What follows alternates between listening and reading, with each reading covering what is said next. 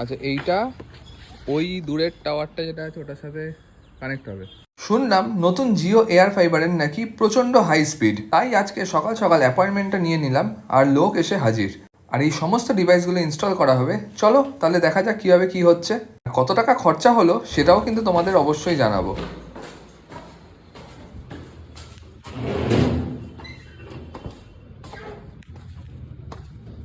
এদিকটায় তুমি ওপর দিক করে লাগাতে হবে নাকি? না ওরকম না, থেরাপিতে যায় লাগালো। এখানে যদি লাগাও আমার এসিটা দেখতে হবে আগে, অ্যাকচুয়ালি অ্যাক্টিভেশন হওয়ার পর হ্যাঁ ওয়ার্ক অর্ডার এলে আমি জানতে পারবো কোন দিকে সিগন্যাল ভালো। আচ্ছা ঠিক আছে। যেমন এটা নিউজের টাওয়ার দেখতে পাচ্ছি, হ্যাঁ এই দিক দিয়েও আসতে পারে। আচ্ছা, এই টাওয়ার টু টাওয়ার কানেকশন হয়। আধার কার্ড তোমার আধার কার্ডে হবে তো?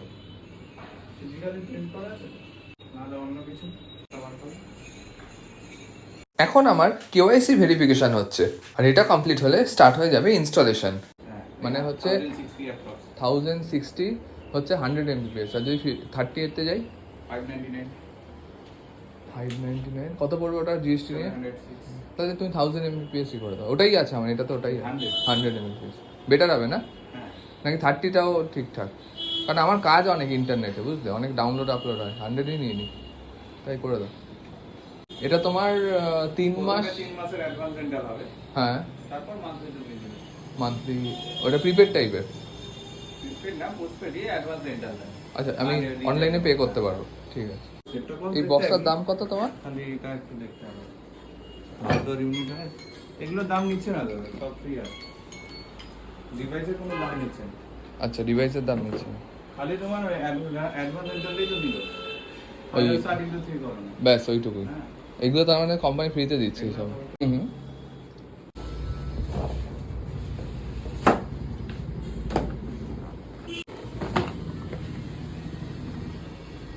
এটা তোমার ওই ছাদে লাগবে না? না এটা ইনডোর, এটা রাউটার। এত বড়? আচ্ছা, এবার হোয়াইট কালার করে দিয়েছে সব, ভালো দেখাতে লাগবে। বাহ, ও এই যে ছোট ব্লু কালারের যে বক্সটা, এটাই এটা? না ওটা তো সেট টপ বক্স। আচ্ছা, নিচে আছে যেটা ওই বড় নিচে ব্লু কালারের আছে। পুরোনো কানেকশনটা আমাকে মেল করতে হবে, করলে ওরা বন্ধ করে দেবে। আর ইনস্টলেশনের কাজ এখন স্টার্ট হয়ে গেল, আর আমাকে বলা হলো মোটামুটি 1 ঘন্টার মতো সময় লেগে যাবে। তবে আগের বারের বক্সগুলোর থেকে এবারের নতুন বক্সগুলো কোয়ালিটি ওয়াইজও খুব ভালো, আর দেখতেও খুব সুন্দর। আর এখান থেকে এখন তারটা নেওয়া হচ্ছে, যেটা RJ45 কেবেলের সাথে ওই রাউটারের মধ্যে অ্যাড হয়ে যাবে। ছাদের মধ্যে এই মেশিনটা বসানো হলো, যেটা অলমোস্ট সেট আপ রেডি। এবার দেখার বিষয় পুরোনোটার সাথে এটার মধ্যে স্পিডের কতটা পার্থক্য আসে। চলো এবার নিচে যাওয়া যাক।